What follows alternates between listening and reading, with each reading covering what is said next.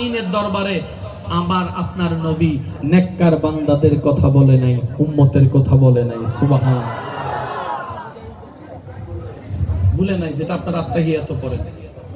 আসসালামু আলাইকা আইয়ুহান নবী ওয়া রাহমাতুল্লাহি ওয়া বারাকাতুহু, আসসালামু আলাইনা। সুবহানাল্লাহ, একটু জোরে বলে সুবহানাল্লাহ। কেমন শানওয়ালা নবী যে আল্লাহ আপনাকে আমাকে দান করছে। সিরিঙ্গা ভাষা যদি হয় ওদের রাসওয়াল সানওয়াল, এই সিরিঙ্গা কলা বুঝি বুঝি হয় না। সিরিঙ্গা ভাষা ওদের সানওয়াল, ইতার হোয়ালিন বাজে সানওয়াল। সানওয়াল মানে ইতে সাই ফাইভের যোগ্য ন, ইতে হিরা লইব। ঠিক কি আল্লাহ আপনাকে আমাকে নবীর উম্মত বানাইয়া জিরো থেকে ডাইরেক্ট হিরো বানাই দিয়েছে। আল্লাহ আমাদেরকে এই মর্যাদা বুঝার তৌফিক দান করুন, এই মর্যাদা বুঝে জীবন যাপন করার তৌফিক দান করুন। আপনি মনে করছেন আমার বউকে ফিটাইয়া আমি পুরুষ, আপনি পুরুষ না, মাফ করবেন আমাকে, এটা পুরুষ না, পুরুষ না। পুরুষের আলাদা একটা সংজ্ঞা আছে। সব ছেলে পুরুষ হয় না। আশা করি আপনারা আমার সাথে একমত হবেন। জন্ম নিলে সব ছেলে পুরুষ হয় না। পুরুষের আলাদা কিছু কোয়ালিটি অর্জন থাকে। কথা বলেন ঠিক কি না? অনেকে আছে না যে মা সন্তান পেটে নিলে মা হয় না, কথা তো আছে। আল্লাহ আমাদেরকে হকটুকু আদায় করার তৌফিক দান করুন। এবার আওয়াজ দিয়ে বলেন, ওই ওই মেরাজ থেকে আল্লাহ আমাদের জন্য একটা উপহার পাঠিয়েছেন। সেই উপহারের নাম কি? একটু সবাই মিলে বলেন। এই নামাজ কয় ওয়াক্ত? 5 ওয়াক্ত। আমি একদম শেষের দিকে যাচ্ছে, একটু মনোযোগ দিবেন। কয় ওয়াক্ত? 5 ওয়াক্ত। এই নামাজের ভিতর কি কয়েকটা সিস্টেম আছে না নাই? আছে। মনে রাখবেন, আল্লাহ তাআলা আমাদেরকে ইসলাম ধর্মের মাধ্যমে নামাজের মতো এমন একটা উত্তম ইবাদত দান করেছেন, যেই ইবাদতের মধ্যে পরকালীন কল্যাণও আছে, দুনিয়ার কল্যাণও আছে।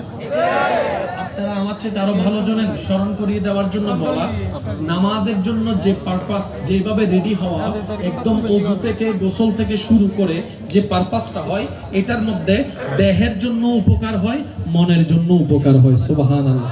তার মধ্যে শুধু আপনাদের স্মরণ করিয়ে দেওয়ার জন্য বলার চেষ্টা করি, মানুষের রাগ থাকা কি ভালো না খারাপ? গালাগালি করা, মারামারি করা, একটু জোরে বলেন না। বদনাম করা, 2 নম্বরই করা, কাউকে ঘুষা মারা, কাউকে রক্তাক্ত করা। আপনি অজু করে কখনো খেয়াল করছেন কিনা জানি না, অজু করার পর পর কেমন জানি একটা ফ্রেশ ফ্রেশ ভাব লাগে। যার যার লাগছে তারা বলেন ঠিক কিনা? অজু করার সাথে সাথে কেমন জানি একটা নিজেকে পবিত্র পবিত্র ভাব লাগে। এখন আর কারোর সাথে ঝগড়া করতে ইচ্ছা, মারামারি করতে ইচ্ছা, গালাগালি করতে ইচ্ছা। অজু সামান্য পানির অজু, সামান্য হাত ধোয়ার অজু, মুখ ধোয়ার অজু মানুষের ভিতরে কিছুক্ষণের জন্য এমন পরিবর্তন নিয়ে আসে, অশ্লীল কথা অশ্লীল কাজ সে করতে চায় না। এইরকম পানির অজু করতে করতে যেদিন রবের দয়ায় আপনার উপর হয়ে যাবে, যেদিন আপনার মনের অজু হয়ে যাবে, সেদিন আপনি দেখবেন আব্দুল্লাহ থেকে, সাধারণ বান্দা থেকে আল্লাহর বন্ধু ওলি আল্লাহ হয়ে যেতে পারেন। আল্লাহ আমাদেরকে সে নিয়ামত দান করুন। আমিন। সবাই মন খুলে বলেন আমিন। নামাজের জন্য ওযু আছে না নাই? ওযুর মধ্যে উপকার আছে। জোরে বলেন, ওযুর মধ্যে উপকার আছে। এবার আপনি নামাজের জন্য যে নিয়ত করলেন, নিয়তের মধ্যে উপকার আছে। এবার আপনি যে নিয়ত করে তেলাওয়াত করলেন, তেলাওয়াতের মধ্যে উপকার আছে। রুকু করার সময় অনেক সময় খেয়াল করবেন, রুকু পারফেক্টলি করতে গেলে আপনার এই হাঁটুর এই জায়গায় একটু টান খায়, ব্যথা লাগে। অনেকে সে ব্যথাটা না পাওয়ার জন্য হাঁটুটাকে বাঁকা করে দেয়, টান হাত দিয়ে। অথচ এই ব্যথাটাই আপনার আমার জন্য উপকার। জোরে বলি। এবার আমরা ভাইয়া মনোযোগ আছে?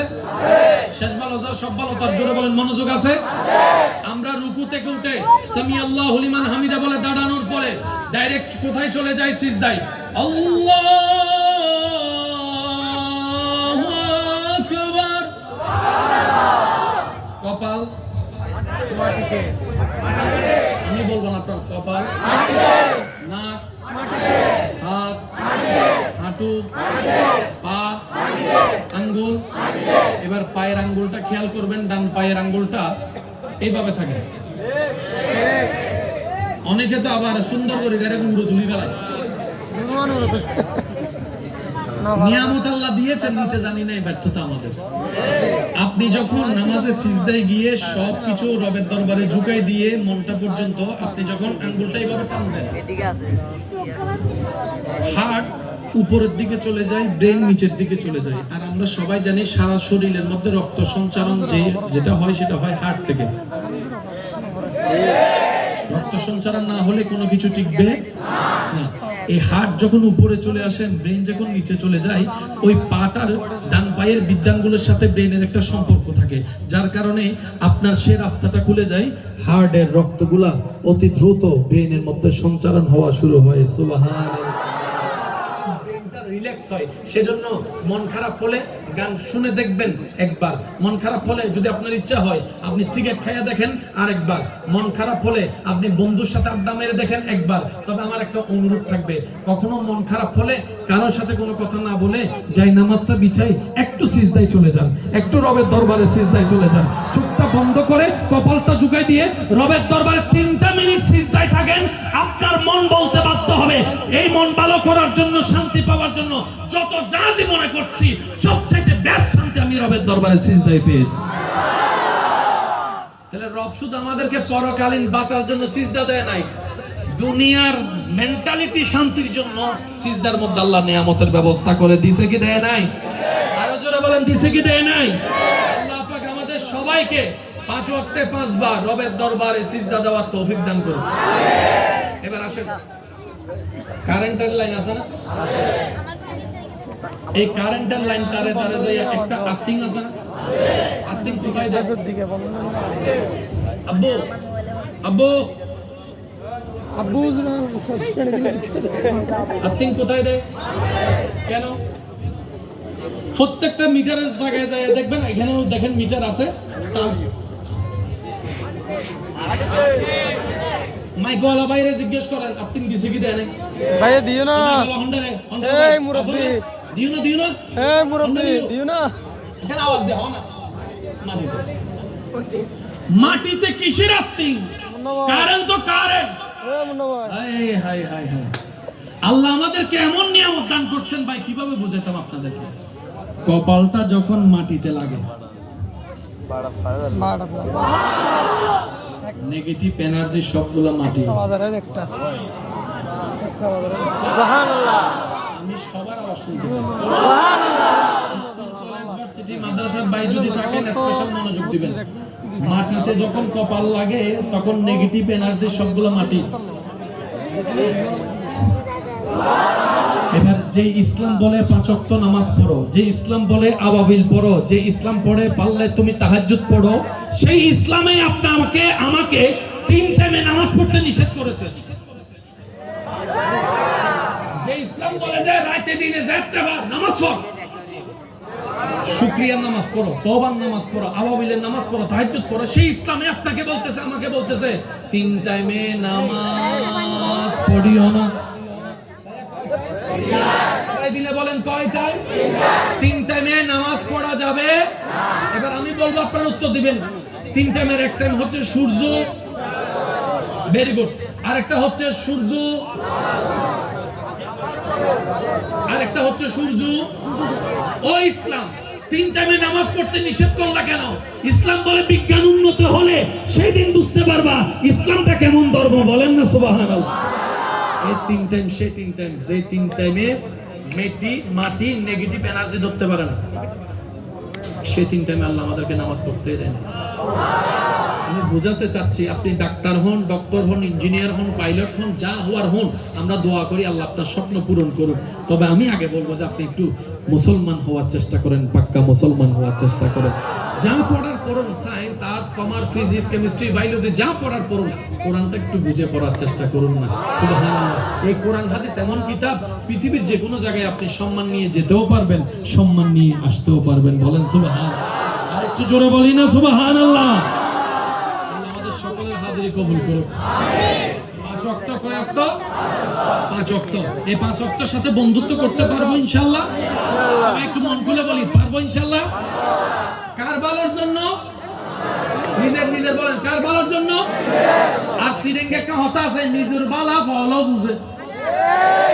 নিজের বালা ফলও বুঝে তো ইয়ারা কি ফল তুন হারাবে গেলাম না ভাই হাবাই জিবে ইবেরে থ্যাংক ইউ নো হই অথচ যে মেসিয়ারে বাতা ধানা নিতে টিয়া দিয়ে রে থ্যাংক ইউ ফিরে নে হ্যাঁ ফল নামাজ না বুঝাবো কি দিকে ফিরে এনে দেন টিয়া দি হানা হে টিয়া দন্ড করিব ইতে আনি দেব থ্যাংক ইউ আজিবা হাবা আলহামদুলিল্লাহ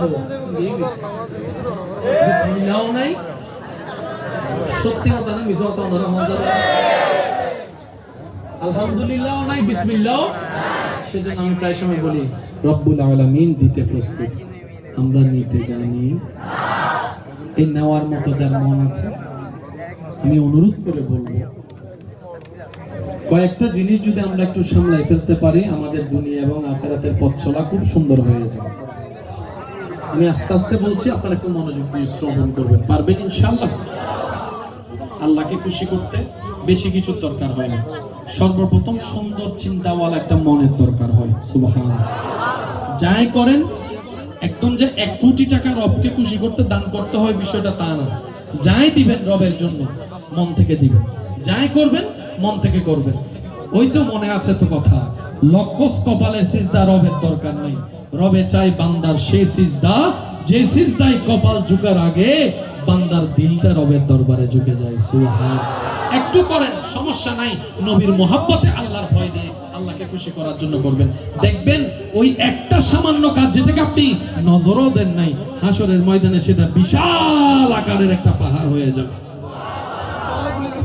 এই পৃথিবী সৃষ্টি করার পরে যখন নড়াচড়া শুরু করছে বাবা ও গোল মিটিং শেষ হয়নি